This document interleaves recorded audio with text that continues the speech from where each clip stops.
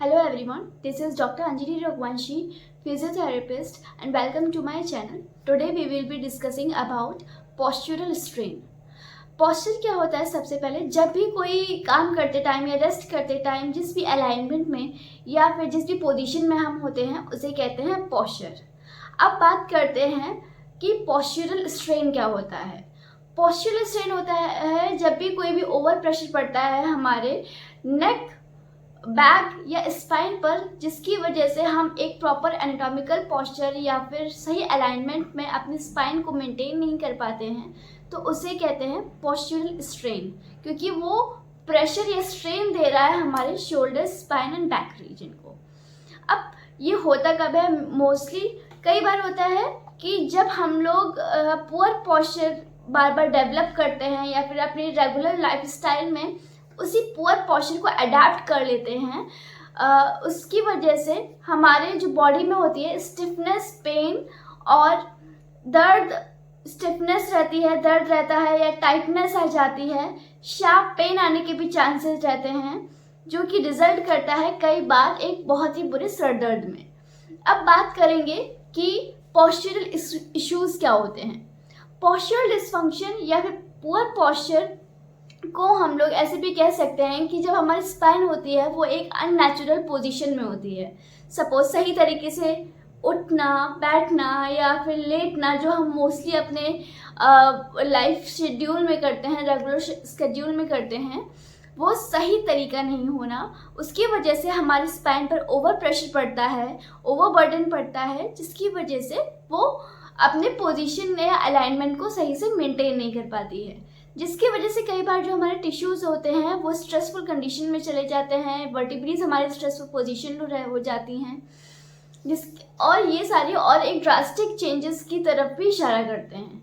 अब आते हैं कि मेन कॉजेज़ क्या होते हैं। इसके कॉजेज़ होते हैं, कई बार होती है कि इंजरी हो जाती है, तो फिर हमारी क्या करती है, सपोज राइट साइड इंजरी हुई और उसमें जब तक उसमें हम लोग क्या करते हैं, लगता है कि प्रेशर पड़ेगा या फिर उस पर ज़रा सा भी हाथ लगेगा तो फिर वो दर्द और बढ़ जाएगा या फिर चोट दोबारा से हरी हो जाएगी। लेकिन ऐसा कुछ हम लोग को ध्यान रखना होता है, लेकिन इसका मतलब ये नहीं कि उसको बचाते बचाते जो हमारे अपोजिट लिम्ब है या अपोजिट साइड है उसको हम लोग ओवर प्रेशराइज कर दें, क्योंकि उसको तो बचाएंगे हम, लेकिन उसी के साथ साथ सपोज राइट लेग में अगर हम दर्द है तो फिर लेफ्ट पैर में अगर हम अपने बॉडी का ज़्यादातर वेट लेफ्ट पैर पर डाल देंगे तो उसकी वजह से वो ओवर प्रेशराइज्ड हो जाएगा, उस पर ओवर बर्डन पड़ेगा और उसका जो एनाटॉमिकल पोस्चर होगा उसे मेंटेन करने में वो एक स्ट्रेसफुल कंडीशन में जा सकता है। अब बात करेंगे नेक्स्ट क्या होता है। मेनली टेंशन, जो मैंने आपको भी बताया, मसल वीकनेस भी हो सकता है। मसल वीकनेस की वजह से जो अपोजिट साइड होती है, एंटागोनिस्ट और एगोनिस्ट की थ्योरी यहाँ पर काम करेगी कि सपोज अगर हमारी एगोनिस्ट मसल वीक है तो एंटागोनिस्ट मसल हाइपर एक्टिव रहेगी, अगर एंटागोनिस्ट मसल वीक है तो फिर एगोनिस्ट मसल हाइपर एक्टिव रहेगी। अब करते हैं टेक्नोलॉजी की बात। जैसे कि आप जैसे हमारी वीडियो देख रहे हैं यूट्यूब पर, फ़ोन पर या फिर लैपटॉप पर, तो वो उस टेक्नोलॉजी को हम सही तरीके से यूज़ कैसे करते हैं। सपोज फ़ोन है हमारे पास, अब उसको किस तरीके से, अब उसका अलाइनमेंट क्या है, हमारा ऐसा रहना चाहिए कि आपकी जो आई बॉल्स है उतना ही नीचे जाए, आपका सर नीचे की तरफ ना है। जैसे कि ये अलाइनमेंट अगर मैं रखूँगी तो ये एक इम्प्रॉपर अलाइनमेंट है। अगर आपको सपोर्ट करना है या फिर आपको सपोर्ट भी ले सकते हो साइड में, आपका जो फ़ोन रहेगा वो इस पोजीशन में रहेगा ताकि आपका सर्वाइकल रीजन जो है एटलीस्ट 90 डिग्री के एंगल में रहे। अब बात करेंगे, सपोज अगर आपका लैपटॉप या फिर आपका डेस्कटॉप या फिर आपका वर्किंग टेबल जो है वो आपके अलाइनमेंट में नहीं है, तो आपको अर्गोनॉमिकली उसको करेक्ट करवाना पड़ेगा।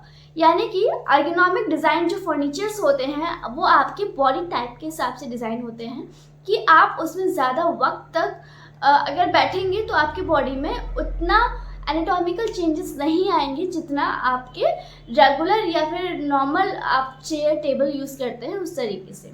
आपका हाइट, वेट और आपका बॉडी मैकेनिक्स आपका इस्तेमाल किया जाता है, आपकी बॉडी हैबिट्स यूज़ की जाती हैं, आपकी एक एक जो पर्सनल बिलोंगिंग्स होती हैं, सपोज जैसे टेबल, चेयर, रैक्स, वार्डरोब, ये सारी अरेंज करने में।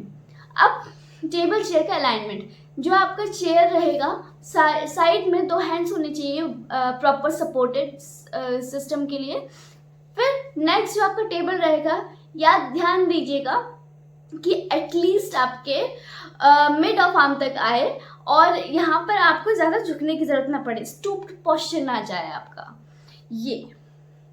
अब नेक्स्ट बात करेंगे, अगर हम नेक्स्ट उस पर आते हैं तो आपका मेंटल एटीट्यूड। स्ट्रेस या कोई भी स्ट्रेस अगर आपका होता है तो आपका एक बैड पोस्चर अपने आप फॉर्म हो जाता है। सपोज स्ट्रेस है तो हमारी पूरी बॉडी कॉन्ट्रैक्ट हो जाती है। अगर आप कभी भी इस बात पर ध्यान देंगे कि स्ट्रेसफुल है आपकी कंडीशन या फिर आप बहुत ज़्यादा मेंटल स्ट्रेस में हैं, तो फिर आपकी बॉडी अपने आप कॉन्ट्रैक्ट हो जाएगी, एकदम स्ट्रेस का टाइट हो जाएगी।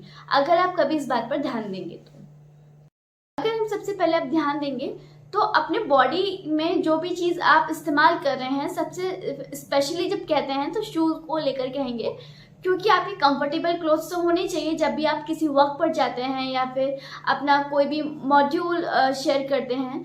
अब बात करेंगे अगर शूज़ कैसे होने चाहिए। कई बार होता है कि हम अपने आप को स्टाइलिश दिखाने के लिए या फिर थोड़ा अपग्रेड दिखाने के लिए हम लोग अपने बड़े लोगों का शू ले लेते हैं, जैसे बड़े भाई का ले लिया, बड़ी सिस्टर का ले लिया, छोटी सिस्टर का ले लिया और उसमें एडजस्ट करते हैं खुद के फुट का। अब अगर वो छोटा साइज होता है तो फिर आपकी इंजरी होने के चांसेस रहते हैं। कहते हैं ना कि सैंडल काट रही है, अब उसके दांत तो है नहीं लेकिन वो काटती है। अगर वो शूज़ भी होता है, कई बार वो शार्प होता है, कंफर्टेबल नहीं होता है तो आपको इंजरी देता है। अब मेन बात करेंगे, अगर वो कंफर्टेबल के साथ साथ उसको और क्या होना चाहिए, हील कम होनी चाहिए। उसकी हील कम होगी, कंफर्टेबल होगा, साइज एप्रोप्रिएट होगा, तो वो हमारी बॉडी को और ज़्यादा लंबे वक्त तक वर्क करने के लिए इन्हेंस करेगा।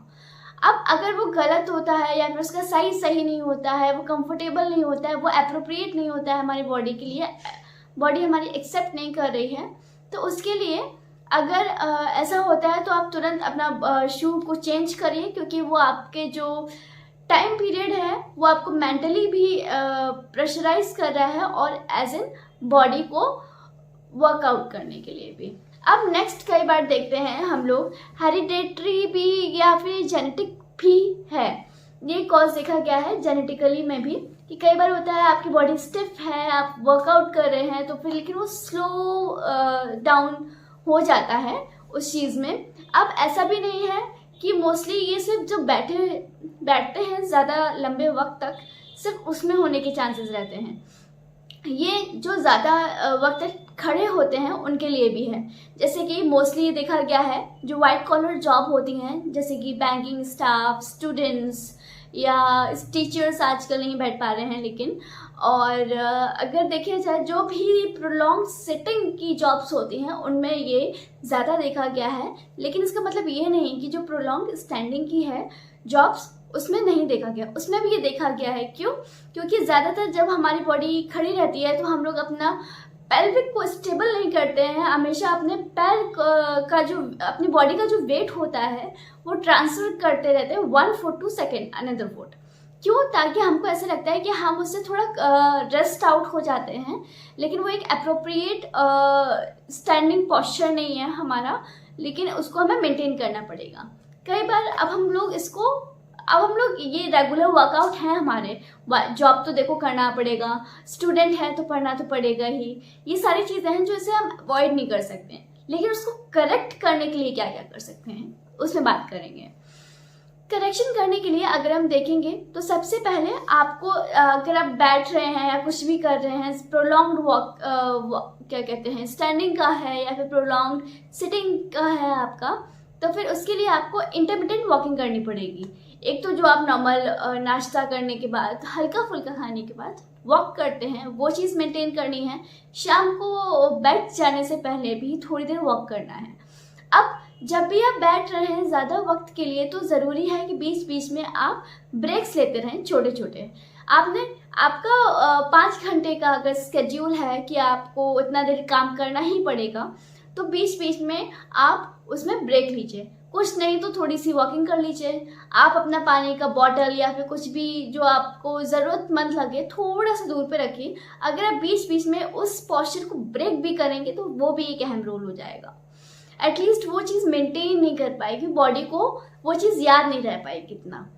फिर अगर हम बात करेंगे कि उसके बाद और चीज़ें क्या करना चाहिए, आपको time to time body adjustment करवानी चाहिए फ्रॉम फिजियोथेरेपिस्ट और कायरोप्रैक्टर। आपको वो चीज़ डेली देखना चाहिए और आप कंसल्ट करना चाहिए अपने पर्सनल फिजियोथेरेपिस्ट से, क्योंकि physiotherapy helps you to lead a healthy lifestyle. और आपको जो मेन आपका रहेगा कि आपको पॉस्चर को ऐसे ब्रेक करना है। जैसे मैंने बताया आपको वॉकिंग बहुत ही इम्पॉर्टेंट रोल प्ले करती है। उसी तरीके से आपको अवॉइड करना है कि क्रॉस लेग बैठना क्रॉस लेग नहीं है। आपके एंकल्स क्रॉस नहीं होने चाहिए, आपकी नीज क्रॉस नहीं होनी चाहिए, ओवरलैप नहीं होनी चाहिए, उस चीज़ को अवॉइड करना है। फिर उसके बाद आपको देखना है कि आपके शोल्डर्स जो हैं वो रिलैक्स्ड रहें। आपका रेस्टिंग फोरआर्म और एल्बोज जो है वो कई बार रेस्टिंग पोजीशन में, जब आप थोड़ी देर के लिए रेस्ट करते हैं तो वो रेस्टिंग पोजीशंस पर रहे। और आपको स्पाइन को ट्विस्ट करना थोड़ा सा अवॉइड करना होगा। अगर आपको जब भी कोई चीज़ है, आप हमेशा क्या करते हो, नीचे है झुके उठा लिए, ऐसा नहीं करना है। आपको वेट अगर है तो आप किसी का हेल्प ले लीजिए, उससे ट्रांसफ़र कर लीजिए वेट को। और आपको अगर आपको कोई चीज़ गिरा है तो आप बैठ जाइए, फिर उसको उठाइए, इन कंपैरिजन टू कि आपको उसको एकदम झुक कर उठाना है। उसके बाद आपको अगर प्रोलॉन्ग्ड आपकी सिटिंग जॉब है या प्रोलॉन्ग्ड आपको सिटिंग पॉस्चर मेंटेन करके रखना है पढ़ने के लिए या फिर वीडियो एडिटिंग के लिए, या फिर आजकल वर्क फ्रॉम होम ज़्यादातर चल रहा है, उसकी वजह से बहुत सारे पॉस्चरल स्ट्रेन के केसेस, पॉस्चरल डिसफंक्शन के केसेस देखे गए हैं। क्योंकि वो चीज़ अपनी वो उठते हैं, होम वर्क फ्रॉम होम उनका कंटिन्यू हो जाता है, फिर 5, 6, 7 घंटे तक वो ऐसे ही रहते हैं। क्योंकि जब आप ऑफिस में जाते हैं, in comparison to the work from home, आपका वर्कलोड ज़्यादा होता है घर पर। क्योंकि आप ऑफिस में फिर भी थोड़ी देर के लिए आप सपोज चाय पानी के लिए उठे, लेकिन ऑनलाइन मीटिंग्स में आपको प्रोलॉन्ग एक घर पर बैठकर ही रहना पड़ता है। फिर अब आ जाते हैं, आपको शॉर्ट वॉक्स लेनी होगी। आपने 1 घंटा बैठ लिया, शॉर्ट वॉक्स मतलब ऐसा नहीं है बस थोड़ा सा गए वापस से भाग कर आ गए। शॉर्ट वॉक मतलब थोड़ा सा आपको रेस्ट लेना है, डीप ब्रीथ करते हुए वॉक करिएगा, इतना कि थोड़ा सा बॉडी भी रेस्ट कर लेगी आपकी और आपको मेंटल स्ट्रेस से भी थोड़ा रिलैक्सेशन लगेगा। अब मैनेजमेंट पर आते हैं। मैनेजमेंट में आप मेंटेन क्या करेंगे, आप मैनेजमेंट में सपोज सुबह सुबह आप उठे, उसके बाद आपको ध्यान रखना है कि आपको फिजिकल एक्टिविटी सबसे पहले परफॉर्म करनी है। आप जैसे सुबह उठे, आप थोड़ा सा वॉक किए, उसके बाद सूर्य नमस्कार किए, चाइल्ड पोज, माउंटेन पोज, एक सूर्य नमस्कार अगर आप करें। आज के लिए इतना ही। अब हम दोबारा मिलेंगे नेक्स्ट वीडियो में। सी यू सून।